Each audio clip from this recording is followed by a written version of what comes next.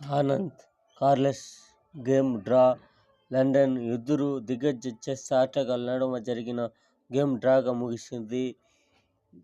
Global chess లీగ్లో భాగంగా మాజీ world champion Viswanathan Anand, Magnus Carlsen మధ్య జరిగిన గేమ్లో ఫలితం తేలలేదు. గురువారం ప్రారంభమైన లీగ్ తొలి రౌండ్లో గ్యాస్ గ్రాండ్ మాస్టర్ తరఫున ఆనంద్ ఆల్పైన్ సెన్సర్స్ నుంచి కార్ల్సన్ తలపడ్డాడు. అయితే 40 ఎత్తు అనంతరం ఆనంద్, కార్ల్సన్ డ్రాకు అంగీకరించారు. ఇక ఈ మ్యాచ్లో ఆల్పైన్ 6-11 గ్యాంగ్పై నెగ్గింది.